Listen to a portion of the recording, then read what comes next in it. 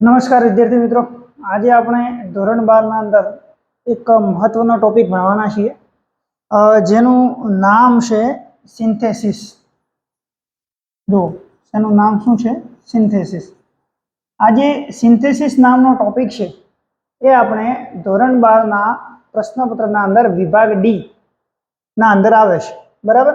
કયા વિભાગના અંદર આવે છે? તો કે સેક્શન ડી ના અંદર. હવે આ સેક્શન ડી ના અંદર આ પ્રશ્ન આવે છે તો આ પ્રશ્ન કહેવા શું માંગે છે? સિન્થેસિસ નો મતલબ શું? સિન્થેસિસ નો મતલબ થાય વાક્યોને જોડવા. સરળ ભાષામાં આપણે કહીએ વાક્યોને જોડવા. તો હવે તમને ખ્યાલ આવશે, તમે કહેશો કે હા સાહેબ 2 થી 3 વાક્યો આપેલા હોય, બરાબર, 2 થી 3 વાક્યો આપેલા હોય, એ વાક્યોને આપણે જોઈન્ટ કરવા એટલે કે જોડવા. કેવી રીતે જોડશું? તો જોડવા માટે આપણે ઘણા બધા ટોપિકનો ઉપયોગ કરી શકાય, જેમ કે કન્જક્શન છે, સંયોજક, એનો ઉપયોગ કરી શકાય. પ્રિપોઝિશનનો ઉપયોગ કરી શકાય. ઘણા બધા એવા શબ્દો છે જેનો ઉપયોગ કરી શકાય. સાદી ભાષામાં કહીએ તો કે and, or, but, because, so that, આ બધા જે શબ્દો છે એને આપણે ભેગા કરી અને એનાથી આપણે આ વાક્યોને જોડવાના છે. ઓકે, તો આપણે આજે જોવાનું છે. ધ્યાનથી જોજો, તમને પણ આવડી જશે કેવી રીતે વાક્યોને આપણે જોઈન્ટ કરવા. જનરલી વિદ્યાર્થી કહેતા હોઈએ છે કે સાહેબ ગુજરાતીમાં તો આવડી જાય પણ અંગ્રેજીમાં કેવી રીતે જોઈન્ટ કરવા? તો આજે મારી સાથે તમે શીખો, તમને 100% આવડી જશે. તો જોઈએ, જો પ્રશ્ન શું કહેવા માંગે છે. પ્રશ્ન કહે છે કમ્બાઇન. કમ્બાઇન એટલે ભેગું કરવું, જોઈન્ટ કરવું. ધ ફોલોવિંગ એટલે કે નીચેના. સેન્ટેન્સીસ એટલે કે વાક્યો. ટુ મેક, શું કરવા માટે ભેગા કરવાના છે નીચેના વાક્યો? તો કે ટુ મેક, બનાવવા માટે. અ મીનિંગફુલ સેન્ટેન્સ એટલે કે એક અર્થપૂર્ણ વાક્ય બનાવવા માટે. નીચે તમને આવી રીતે તમે જુઓ 3 વાક્યો આપે છે, 3 વાક્યોને ભેગા કરી અને એક વાક્ય બનાવવાનું છે, પરંતુ એ વાક્ય આપણું અર્થપૂર્ણ હોવું જોઈએ, એટલે કે એ વાક્યમાંથી કંઈક અર્થ નીકળવો જોઈએ. બાકી વાક્ય તો કેટલાય બધા બનાવી દેશો તમે, પરંતુ અર્થ નીકળવો જોઈએ. જો અર્થ ના નીકળતો તો એ વાક્ય કોઈ મતલબનું નથી. 3 માર્ક્સનો તમારો આ પ્રશ્ન પૂછાય છે તો આપણે એને ધ્યાનથી શીખીશું. ચલો જોઈએ, પહેલો પ્રશ્ન આપણે સોલ્વ કરીએ. જો પહેલો પ્રશ્ન આપણો જે છે એના અંદર આવી રીતે વાક્યો આપેલા છે. પહેલું વાક્ય છે ધ કિંગ વોઝ ઇલ. સૌથી પહેલા જ્યારે પણ વાક્ય સોલ્વ કરીએ એનો મતલબ આપણને ખબર હોવો જોઈએ, અર્થ આપણને ખબર હોવો જોઈએ.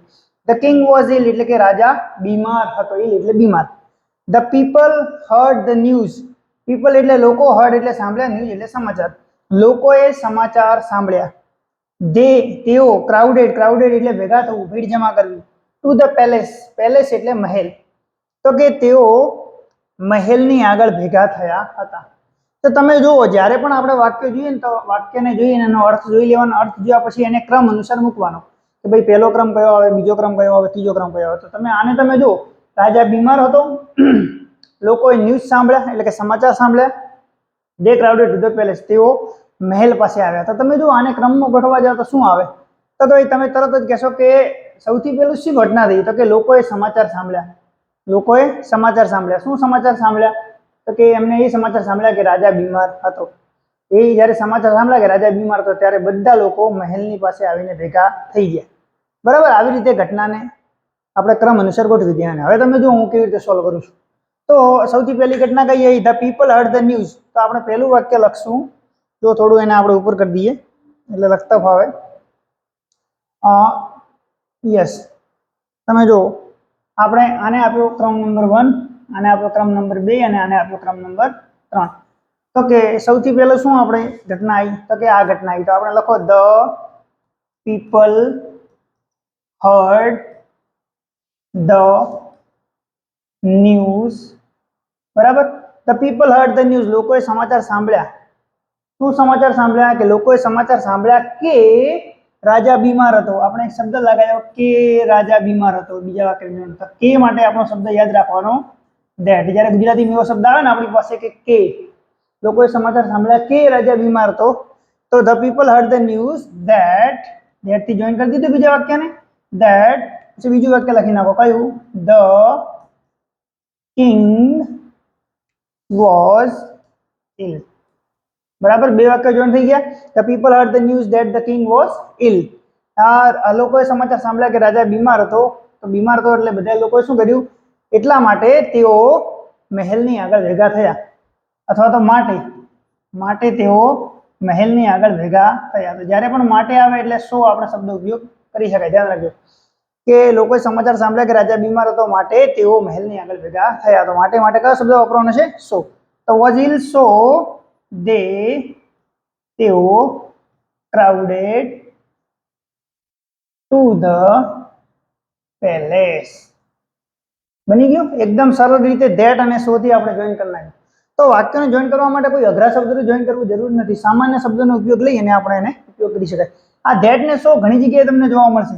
આને ગોખી નાખો કે જ્યારે પણ આપણે ગુજરાતીમાં કે કરવાનો આવે એટલે ધેટ લખવાનું, માટે કરવાનો આવે તો સો લખવાનું. ક્લિયર? આ બે શબ્દો ઘણી જગ્યાએ ઉપયોગમાં આવશે. ચલો બીજું વાક્ય જોઈએ.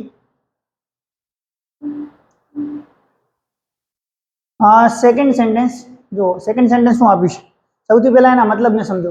ધ શેફર્ડ એટલે ગાય, ભેંસ, ઘેટા, બકરા એ ચરાવનાર, જેને આપણે ભરવાડ કહીએ. તો ભરવાડ સો ધ ટ્રાવેલર, એને મુસાફરને જોયો. ટ્રાવેલર એટલે મુસાફર, સો એટલે જોવું. તો શેફર્ડે મુસાફરને જોયો. હી રોઝ એટલે ઊભા થવું, તે ઊભો થયો. ટુ વેલકમ હિમ, એમને વેલકમ કરવા માટે, એમને સત્કાર કરવા માટે. હી ઓફર્ડ, એને ઓફર કર્યું શું? તો કે હિમ, એને ઓફર કર્યું અ પ્લેસ ઇન હિઝ કેવ. કેવ એટલે ગુફા થાય, પરંતુ એની ઝૂંપડી આપણે સમજવાની. તો કે એને એની ઝૂંપડીમાં જગ્યા આપવા માટે આ જગ્યા ઓફર કરી. તો જો ત્રણ શબ્દો છે, ત્રણ વાક્યો છે. સૌથી પહેલા ભરવાડે મુસાફરને જોયો, તે ઊભો થયો વેલકમ કરવા માટે, તેને જગ્યા આપી. તો પહેલું વાક્ય ઘટના કઈ બની? તમે જો તરત જ કહેશો કે પહેલું વાક્ય એને મુસાફરને જોયો, બીજું શું કર્યું તો એને વેલકમ કરવા માટે ઊભો થયો, ત્રીજું શું થયું તો કે ત્રીજા નંબરમાં એને ઓફર કરી જગ્યા. તો તમે જો હવે આપણે ક્રમ વાઇઝ ગોઠવીએ. સૌથી પહેલું વાક્ય the shepherd saw the traveler, એટલે કે શેફર્ડે ટ્રાવેલરને જોયો. ભરવાડે મુસાફરને જોયો. હી રોઝ ટુ વેલકમ, મુસાફરને જોયો માટે તે ઊભો થયો. શું કરવા માટે? વેલકમ કરવા માટે. એટલે કે મુસાફરને જોઈને ઊભો થયો. તો કે the shepherd saw the traveller, જ્યારે મુસાફરને જોયો, સો માટે, એટલે કે સો માટે, જો આ જ શબ્દનો ઉપયોગ થશે માટે. હી રોઝ ટુ વેલકમ હિમ, કેમ ઊભો થયો? તો આપણે લખશું કે શેફર્ડે ભરવાડને જોયા માટે તે ઊભો થયો. સો હી રોઝ ટુ વેલકમ હિમ, એને વેલકમ કરવા માટે. અને બીજું શું કર્યું? અને જગ્યા આપી. એટલે આપણે લખશું એન્ડ. ધ્યાન રાખજો, એન્ડ. તમે એક વખત અહીંયા he rose to welcome him and offered him a place in his cave. આવી રીતે. તો આપણે અહીંયા એક બીજો શબ્દ ઉપયોગ કર્યો એન્ડ નો મતલબ શું થાય? અને. બરાબર? જ્યારે એક જ વ્યક્તિ બીજી ક્રિયા કરતો હોય, જેમ કે આનો આ જ વ્યક્તિ આની આ જ ક્રિયા કરે છે, એકનો એક જ વ્યક્તિ બીજી ક્રિયા કરતો હોય તો પછી આપણે એન્ડ થી જોઈન કરી લેવાનું. આનો આ જ વ્યક્તિ બીજી ક્રિયા કરે છે એટલે મેં ફરીથી અહીંયા હી લખ્યું નથી, ડાયરેક્ટ શું લખી નાખ્યું? ઓફર્ડ. ઓકે, તો આવી રીતે જોઈન કરશો. The shepherd saw the traveller, so he rose to welcome him and offered him a place in his cave. Okay, next જોઈએ. નેક્સ્ટ જે આપણું વાક્ય છે, I opened the cash box on the table, એટલે કે table ઉપર જે cache box પડ્યું હતું, પૈસા ભરવાનું બોક્સ, એ મેં ઓપન કર્યું. I took out 100 rupees note, તો 100 રૂપિયાની નોટ એમાંથી બહાર કાઢી. It was given to me by my mother, જે મને કોના દ્વારા આપવામાં આવી હતી? મારી મધર, એટલે કે મારી મમ્મી દ્વારા મને આપવામાં આવી હતી. તો તમે તરત જ કહેશો પહેલું વાક્ય કયું? તો કે કેશ બોક્સ ઓપન કર્યું. બીજું વાક્ય કયું? તો કે 100 રૂપિયા કાઢ્યા. એ પૈસા કોને આપ્યા હતા? તો કે એની મધરે. આવી રીતે ઘટનાને ગોઠવશું. તો પહેલું વાક્ય આપણે સૌથી પહેલા પહેલું વાક્ય લખી દઈએ. I open the cash box on the table. I open the cash box on the table. બરાબર? અને એક જ વ્યક્તિ બીજી ક્રિયા કરતો હોય તો આપણે શેના જોઈન કરવાનો? હાલ જ મેં તમને સમજાવ્યું કે આની જ બીજી ક્રિયા કરે છે એટલે એન્ડ. અને પછી ડાયરેક્ટ લખી દેવાનું એન્ડ, ક્રિયાપદ લખી દેવાનું, એ લખવાની જરૂર નથી. એન્ડ ટુક આઉટ 100 રૂપી નોટ. હવે અહીંયા તમે ધ્યાનથી જોજો, 100 રૂપિયાની નોટ અને અહીંયા આપણને આપ્યું છે ઈટ. આ ઈટ શું ડિનોટ કરે છે? ઈટ શું બતાવે છે? તો ઈટ ડિનોટ કરે છે આ 100 રૂપિયાની નોટને. તો જ્યારે પણ આપણે હવે અહીંયા રિલેટિવ પ્રોનાઉન એટલે કે સંબંધવાચક પ્રોનાઉનનો સર્વનામનો ઉપયોગ કરવાનો છે, તો જ્યારે પણ કોઈ નિર્જીવ પદાર્થ આવે તો એના માટે વિચ અને ધેટ બંનેનો ઉપયોગ થાય છે. તો જ્યારે પણ ઈટ આવે એટલે ધ્યાન રાખજો, વિચ અને ધેટ તમારા મગજમાં આવવું જોઈએ. એટલે કે આની જ વાત ફરીથી કરવામાં આવી હોય ઈટ વાળાની, ઈટ વાળું આવે એટલે ધ્યાન રાખવાનું વિચ અને ધેટ મગજમાં આવશે. તો 100 રૂપિયાની જ વાત કરવામાં આવી કે 100 રૂપિયાની નોટ જે મને મારી મમ્મી દ્વારા આપવામાં આવી છે, તો પછી આપણે એને which થી જોઈન કરશું. નિર્જીવ પદાર્થ હોય તો which થી. તો કે which પછી ડાયરેક્ટ it લખવાની જરૂર નથી. 100 રૂપિયાની નોટ which ડાયરેક્ટ was લખવાનું. which was given to me by my mother. બરાબર, which થી આપણે જોઈન કરવાનું. જ્યારે it આવે એટલે ધ્યાન રાખજો. ઓકે, તમે that was given to me by my mother લખી શકો. બરાબર, કોઈ ડાઉટ નથી. ઓકે, એના પછી which ને એનો મતલબ થાય કે જે, which ને that નો મતલબ થાય કે જે. પછી તમે જો ઓકે, નેક્સ્ટ આપણું છે we went to Agra. અમે આગ્રા ગયા હતા. we wanted to visit the Taj Mahal. શા માટે આગ્રા ગયા હતા? તો કે અમે તાજમહેલ ની વિઝિટ એટલે કે મુલાકાત લેવા માંગતા હતા.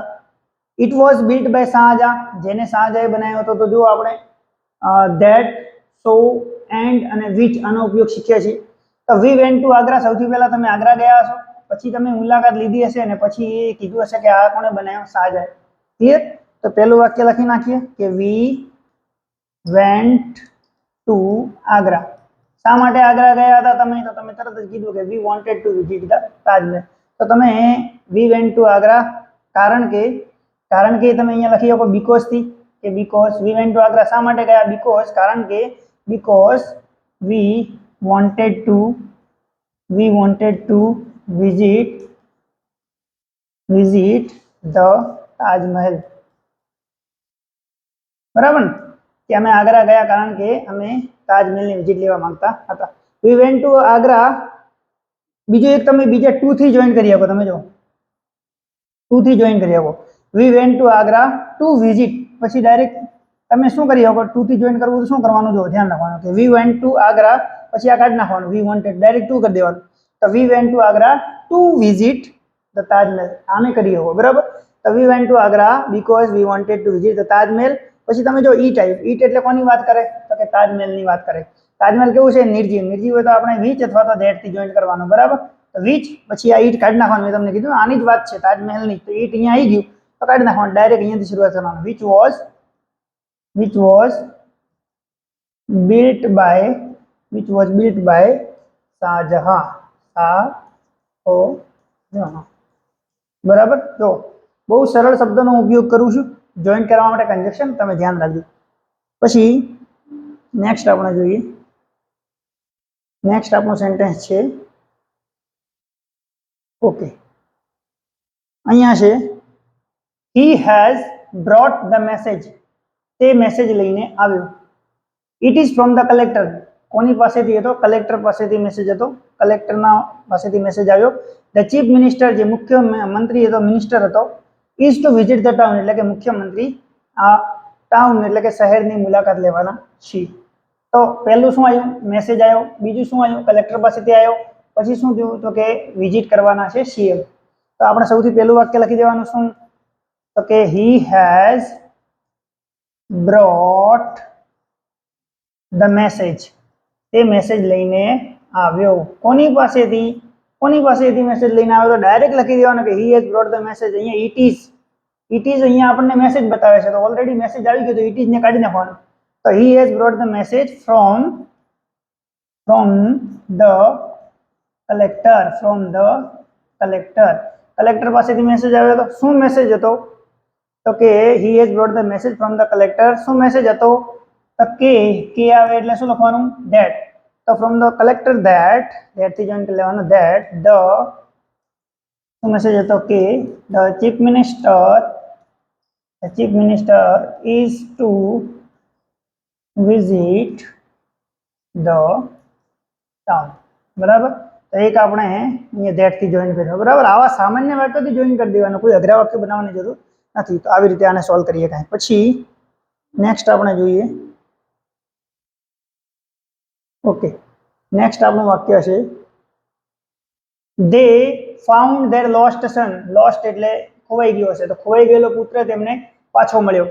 he was sitting on the steps of the temple. તો તે ક્યાં બેઠો હતો? તો કે steps of the temple, પગથિયા, મંદિરના પગથિયા પર બેઠો હતો.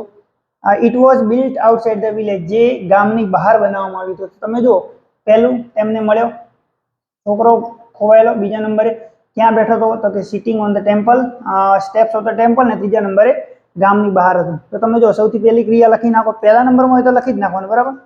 દે ફાઉન્ડ ધેર લોસ્ટ સન, તેમને પોતાનો ખોયેલો છોકરો મળ્યો. હવે ધ્યાન રાખો, અહીંયા હી વોઝ સિટિંગ, તે બેઠો હતો. કોણ બેઠું હતું? લોસ્ટ સન, એનો ખોવાયેલો પુત્ર.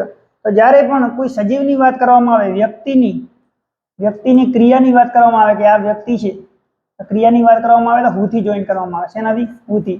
અને નિર્જીવ હોય તો આપણે હાલ જોઈન કર્યું શેનાથી? વિચ અને ધેટ થી. ઓકે, તો આપણે સજીવની વાત કરીએ છીએ, વ્યક્તિની વાત કરીએ છીએ, હી એટલે આની વાત કરીએ છીએ, આની જ ક્રિયા છે, તો પછી આપણે હુ થી જોઈન કરશું. હુ, પછી ડાયરેક્ટ હુ આવે એટલે હી તો જતો રહ્યો, કારણ કે લોસ્ટ સનમાં આવી ગયું. વોઝ, કે જે was sitting on the steps of the temple, on the steps of the temple. બરાબર, બીજું વાક્ય જોઈન થઈ ગયું. પછી છે અહીંયા ઈટ. ઈટ હોય તો ઈટ કોની વાત કરી? તમે તરત કહેશો ઈટ એટલે ટેમ્પલની વાત કરી. ટેમ્પલ શું છે? નિર્જીવ. તો પછી આપણે કઈ લખશું? વિચ અથવા ધેટ.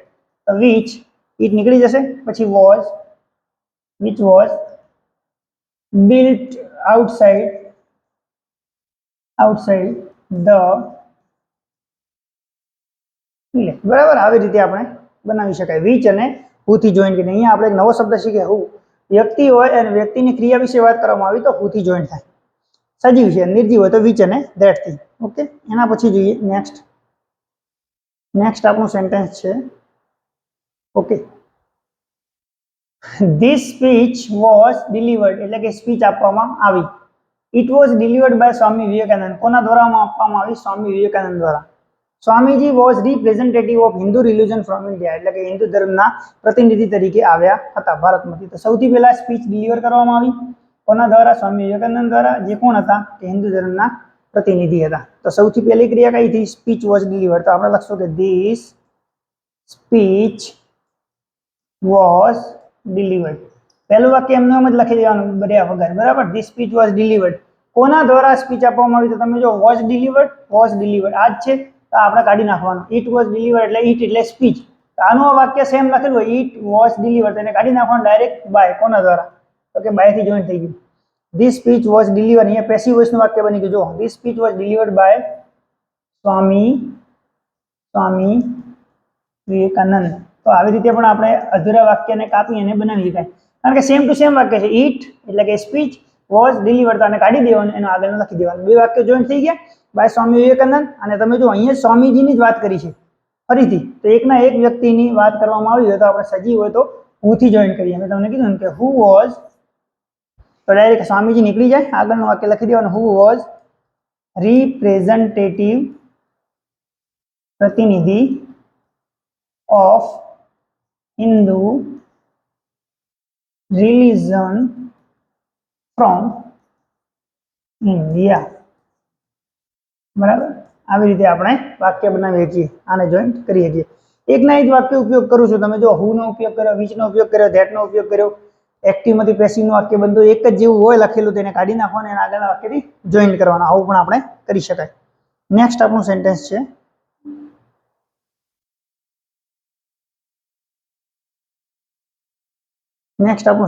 જો honest person don't tell lies. Honest એટલે પ્રામાણિક વ્યક્તિઓ જે છે એ જૂઠું બોલતા નથી. લાઈઝ એટલે જૂઠું.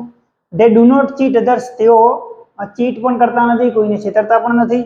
The people honour and love them too. People એમને ઓનર કરે છે, એમનું સન્માન કરે છે અને એમને પ્રેમ પણ કરે છે.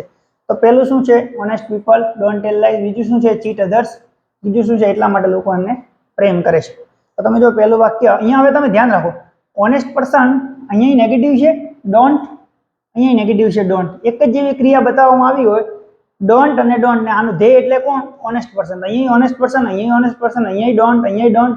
તો બે નેગેટિવ હોય તો આપણે તમે જો અલ્ટરનેટિવ ચોઇસનું વાપરી શકાય. કયું? નાઇધર નોર. જ્યારે બે નેગેટિવ ક્રિયા હોય, બે ના પાડવાની હોય તો, અને બે હા પાડવાની હોય તો આઈધર અને ઓર. આવી રીતે વાક્ય આવે તો આપણો આને ઉપયોગ કરવાનો થાય. તો તમે જો આનો ઉપયોગ કરી શકાય, જેમ કે honest person honest person neither tell lies, એક તો આ ક્રિયા, અને પછી નાઈધર પછી નોર, બીજી ક્રિયા કઈ? Cheat others. બરાબર, બે જોઈન્ટ થઈ ગયા એક જ વાક્યમાં નાઈધર નોર થી. શેનાથી? નાઈધર અને નોર થી. તો કે honest person neither tell lies નોર cheat others. હવે એ ચીટ નથી કરતા, જૂઠું નથી બોલતા, એટલા માટે, એટલે કે માટે હોય તો શેને જોઈન કરવાનું? સો the people honor and love them too. બરાબર, આવી રીતે આને જોઈન્ટ કરી શકાય. ચલો નેક્સ્ટ જોઈએ. તો આઈધર ઓર ને નાઈધર નો એનાથી પણ ઉપયોગ આપણે કરી શકાય, એટલે કે ફંક્શનના જે કીવર્ડ છે એના ઉપયોગથી પણ ઘણી વખત આપણે જોઈન્ટ કરી શકાય. આ પ્રશ્ન આપણો બોર્ડનો છે. બરાબર, હમણાં જ લેટેસ્ટમાં જ પૂછાયેલો છે. તો આને જોઈએ શું છે. ધ સ્ટાર્સ એટલે કે તારાઓ આર સેલ્ફ ઇલ્યુમિનેટિંગ, પોતાની લાઇટ પોતે ઝબકતા હોય. બરાબર, પોતાની લાઇટ પોતાની જ હોય. They are also large in size, તેઓ ખૂબ મોટી સાઇઝમાં પણ છે. દે આર ફાર અવે, તેઓ દૂર છે. દે લુક સ્મોલ ઇન સાઇઝ, તેઓ નાના દેખાય છે. જો પહેલી આની વાત કરી કે તારા પોતાના સ્વયં પ્રકાશિત છે, મોટા છે, દૂર છે અને સ્મોલ ઇન સાઇઝમાં દેખાય છે. તો પહેલું વાક્ય લખી દઈએ, કારણ કે આ દે કોની વાત કરવામાં આવી? સ્ટાર્સની. તો ધ સ્ટાર્સ આર સેલ્ફ ઇલ્યુમિનેટિંગ, સ્વયં પ્રકાશિત છે. બરાબર, ધ સ્ટાર્સ આર સેલ્ફ ઇલ્યુમિનેટિંગ, એ તો છે જ. અને બીજી ધે એટલે કયું? ધ સ્ટાર્સ આર એક જેવી વાત કરવામાં આવી તો પછી આપણે એન્ડ થી જોઈન કરીએ. એન્ડ શું છે? Also large in size, also large in size, અને બહુ મોટા તો છે જ. એટલે કે એક તો સ્વયં પ્રકાશિત છે અને મોટા છે. અને દે આર ફાર અવે, પરંતુ કેવા છે? દૂર છે. એટલે કે મોટા છે પરંતુ કેવા છે? દૂર. તો પરંતુ માટે કયો શબ્દ આવે? બટ થી આપણે જોઈન કરશું. But they are far away, પરંતુ કેવા છે? દૂર છે. દે આર ફાર અવે, એટલા માટે દૂર છે, એટલા માટે નાના દેખાય છે. તો એટલા માટે શું આવે? સો. તો they are far away, but they are far away, so they look small in size. બરાબર, આવી રીતે આપણે જોઈન્ટ કરી શકાય. અમુક ટાઈમે વિરોધી વાક્ય હોય તો બટ થી પણ આપણે જોઈન્ટ કરીએ કે અહીંયા નવું આવ્યું પરંતુ, એટલે કે તેઓ સ્વયં પ્રકાશિત છે, સાઈઝમાં મોટા પણ છે, પરંતુ દૂર છે એટલા માટે આપણને નાના દેખાય છે. પરંતુ માટે બટ અને એટલા માટેનું સો. બરાબર, આવી રીતે આપણે આને જોઈન્ટ કરી શકાય. પછી જોઈએ નેક્સ્ટ આપણું જે સેન્ટેન્સ છે. ઓકે, નેક્સ્ટ આપણું વાક્ય છે Rabindranath Tagore. Rabindranath Tagore was Bengali writer, Bengali writer હતા. હી રોટ ધ ગીતાંજલિ, એમને ગીતાંજલિ બહુ ફેમસ પુસ્તક લખ્યું. It is a collection of poem, Gitanjali શું છે? તો કે કલેક્શન ઓફ પોએમ, કવિતાઓનો સંગ્રહ. The Gitanjali got the Nobel prize, અને એને નોબેલ પ્રાઇઝ પણ મળ્યું છે.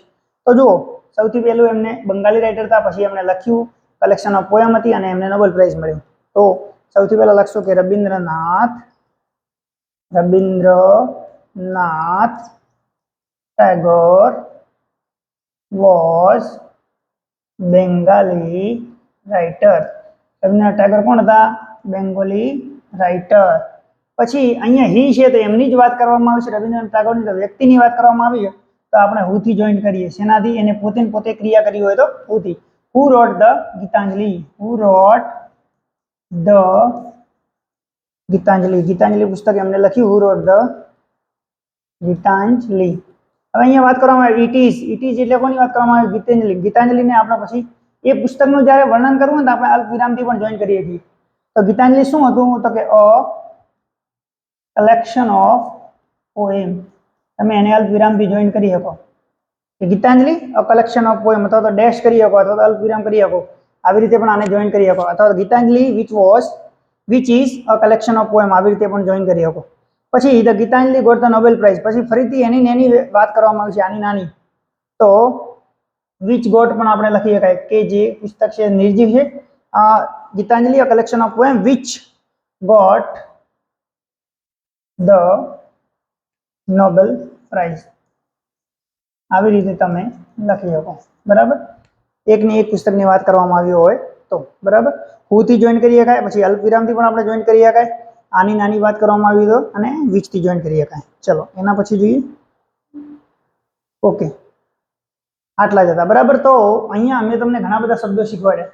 જેમ કે આપણે શરૂઆતમાં જ શીખ્યા એક તો ધેટ, બરાબર, પછી વિચ નિર્જીવ પદાર્થને આપણે જોઈન્ટ કરવાનો ઈટ વાળાને, પછી હુ સજીવ પદાર્થને આપણે એનો ક્રિયા કરતો હોય તો હુ, પછી બટ પરંતુ માટે, બીકોઝ કારણ કે માટે, પછી આઈધર ઓર, નાઈધર નોર, બરાબર. તો ઘણા બધા એવા શબ્દો છે જેની મદદથી આપણે આને સોલ્વ કરી શકાય. સૌથી પહેલું કામ શું કરવાનું કે સૌથી પહેલું કામ આપણે વાક્યનો અર્થ સમજી લેવાનો, અર્થ સમજી અને પછી એને ઘટનાની અંદર ગોઠવવાનો કે પહેલા નંબરની કઈ ઘટના આવે, બીજા નંબરની કઈ ઘટના આવે, ત્રીજા નંબરની કઈ ઘટના આવે. ત્રણ ઘટના જોયા પછી આપણે એને જોઈન્ટ કરવાની. સૌથી પહેલા તમે મગજમાં ગુજરાતીમાં જોઈન્ટ કરી લો, પછી મેં તમને શબ્દો શીખવાડ્યા એ રીતે અંગ્રેજીમાં એને જોઈન્ટ કરી દો, વાક્યને જોઈન્ટ કરતા શીખો. ઓકે, આઈ હોપ કે તમને આ ખ્યાલ આવી ગયો છે આને કેવી રીતે સોલ્વ કરવું, અને એની તમે વારંવાર પ્રેક્ટિસ કરજો, તમને આસાનીથી ફાવી જશે. શું કરવાનું એક વખત જોઈ લો એને વ્યવસ્થિત, જોયા પછી બધા વાક્યો લખી નાખો અને પછી જાતે જોઈન્ટ કરો અને બીજા વાક્યોને પણ જોઈન્ટ કરવાની કોશિશ કરો. બરાબર, કોઈ પ્રશ્ન હોય તો કોમેન્ટ બોક્સમાં લખી શકો. ઓકે, નેક્સ્ટ વિડીયોમાં આવા જ સરસ મજાના વિડીયો સાથે ફરીથી મળીશું. ત્યાં સુધી ધન્યવાદ.